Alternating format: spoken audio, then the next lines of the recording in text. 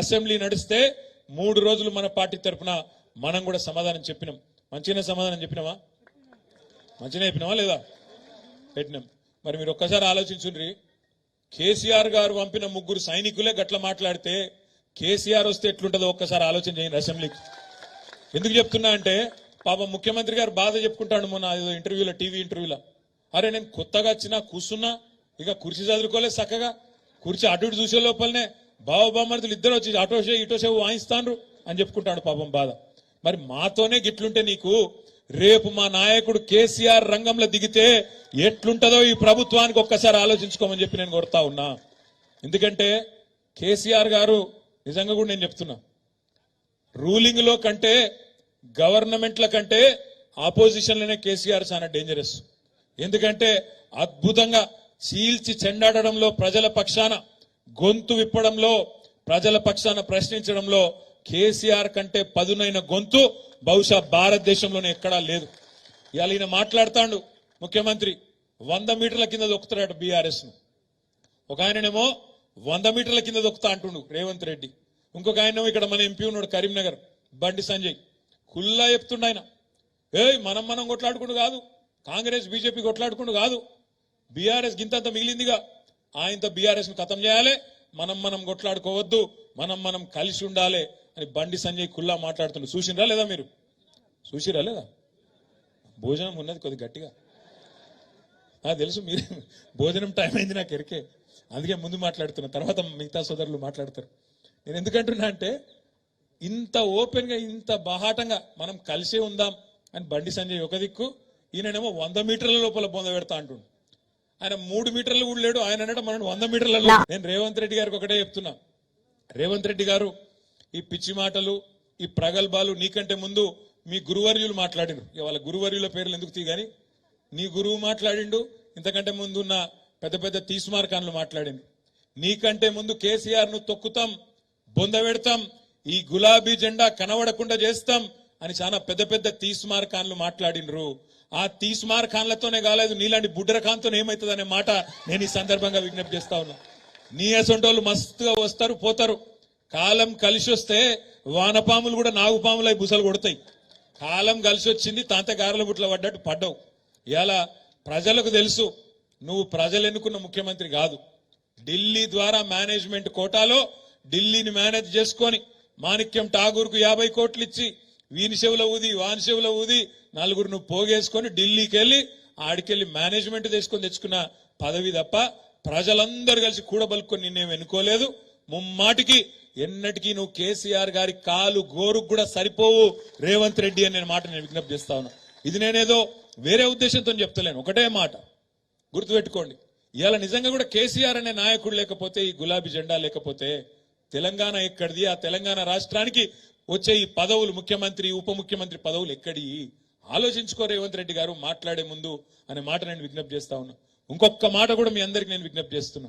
ఈ 420 హామీలు మీ అందరికీ మంచిగా కాపీలన్నీ పంపిస్తా. 420 హామీలు ఏవైతున్నాయో కాంగ్రెస్ ఇచ్చిన హామీలు చూడండి. మీరు యువతకు చెప్పిండ్రు, తెలంగాణ యువతకు నెలకు 4000 రూపాయలు ఇస్తామన్నారు నిరుద్యోగ భృతి. ఇలా తప్పించుకునే ప్రయత్నం చేస్తున్నారు. తప్పించుకోనియద్దు, యువత తరపున మనం అడగాలి.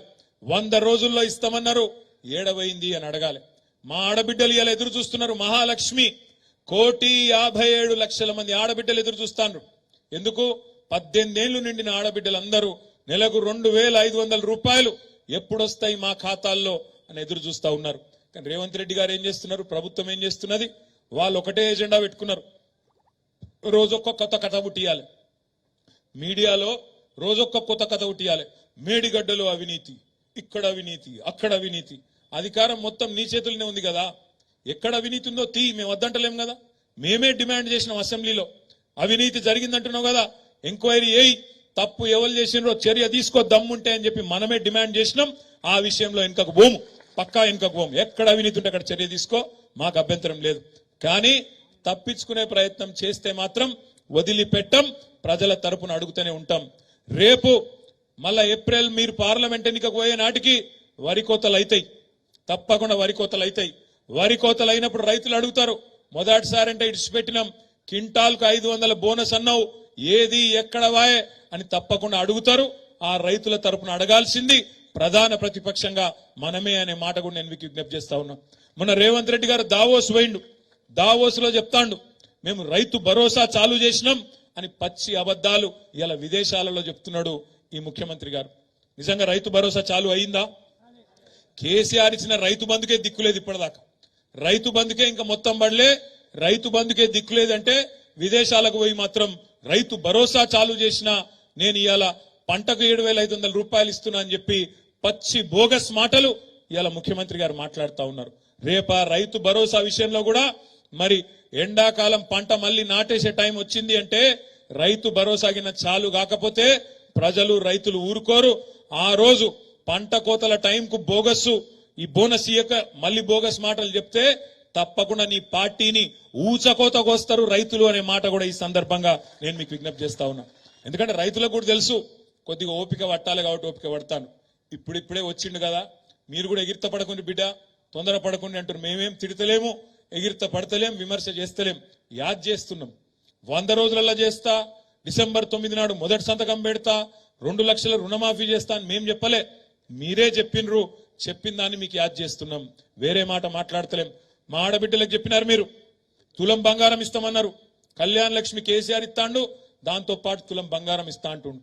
మొన్న శ్రీధర్ బాబు గారు ఇక్కడ మంత్రిలో కళ్యాణ లక్ష్మి చెక్కులు ఇచ్చిండు.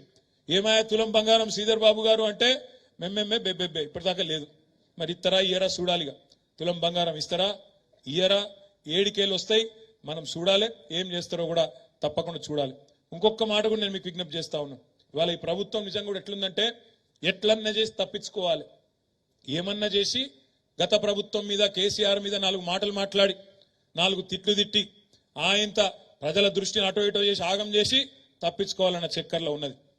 ఏమంటాడు ఆయన సెక్రటేరియట్కి పోయి, నేను ఇక్కడ లంకె బిందెలు ఉంటాయనుకొని వచ్చినా కానీ ఖాళీ బిందెలు ఉన్నాయంటుండు. లంకె బిందెల కోసం ఎవరు తిరుగుతారే? లంకె బిందెల కోసం ఎవరు తిరుగుతారు? ఏడ తిరుగుతారు? పాడుబడ్డ గుట్టలల్లా, పాడుబడ్డ గుళ్ళల్లా, పాత గడిలల్లా అందులో పోయి తవ్వుతా అంటారు. ఆ గడపార పట్టుకొని తటపార తీసుకొని అర్ధరాత్రి పోయి దొంగసాటుకు పోయి తవ్వుతుంటారు. అయ్యా రేవంత్ రెడ్డి గారు, మీరు వినండి జాగ్రత్తగా. మీకు పాపం ఇదివరకు ఎన్నడూ మంత్రిగా పనిచేసిన అనుభవం లేదు, ఎన్నడూ ప్రభుత్వంలో ఉన్న అనుభవం లేదు కాబట్టి నువ్వు అనుకున్నట్టున్నావు సెక్రటేరియట్ కిందేమో బిందెలున్నాయి తవ్వుకుంటా అని. సెక్రటేరియట్లో లంకె బిందెలు ఉన్నాయి నాయన, ఆడ కంప్యూటర్లు ఉంటాయి, పేపర్లు ఉంటాయి, పనిచేసేందుకు అధికారులు ఉంటారు. వాళ్ళందరితో కూర్చోబెట్టి ఇచ్చిన హామీలు ఎట్లా నెరవేరుస్తావో గడిదిక్కు ఆలోచన చెయ్యి. లంకె బిందెల కోసం తవ్వుడు, అర్ధరాత్రి తిరుగుడు, ఇంకేడుకో పోయి ఏమేమో ప్రయత్నాలు చేసుడు బంద్ చేయి. అట్లాంటివి ఏమి ఉండయి ప్రభుత్వంలో, తెలుసుకో అనే మాట కూడా నేను మీకు విజ్ఞప్తి చేస్తా ఉన్నా. ఎందుకంటే ఇట్లాంటి వాళ్ళు ఎన్నెన్ని మాటలు చెప్పారు ఒకసారి చూడు. ఆ 420 హామీల లిస్టు చూస్తేనైతే మనం చక్కెర వచ్చి పడిపోతాం. అందుకే నేను మిమ్మల్ని కోరేది, ఈ ప్రభుత్వం నోటికి ఎంత వస్తే అంత చెప్పి అలవిగాని హామీలు ఇచ్చి ఇలా తప్పించుకునే ప్రయత్నంలో భాగంగా కేసీఆర్ ఇట్లా చేసిపోయిండు, అప్పుల పాలు చేసిపోయిండు, ఇది చేసిపోయిండు, అది చేసిపోయిండు అని మాట్లాడుతున్నాడు. కేసీఆర్ ఏం చేసిండో ప్రజలకు తెలుసు.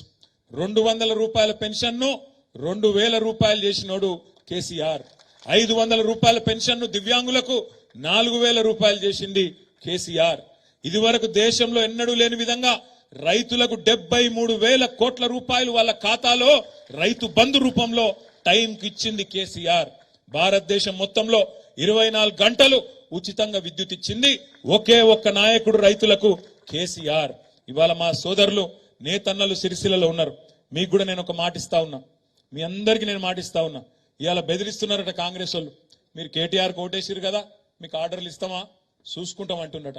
నేను కూడా మీకు మాట ఇస్తున్నా, అవసరమైతే సిరిసిల్ల ప్రజల ప్రతినిధిగా, సిరిసిల్ల ప్రజాప్రతినిధిగా మొత్తం 39 మంది ఎమ్మెల్యేలు అవసరమైతే రాష్ట్ర ప్రభుత్వాన్ని దిగ్బంధం చేస్తాం, నిర్బంధిస్తాం, వాళ్ళని సవాల్ చేసి తప్పకుండా సిరిసిల్లలో నేతన్న ప్రతి నేతన్నను కాపాడుకుంటాం.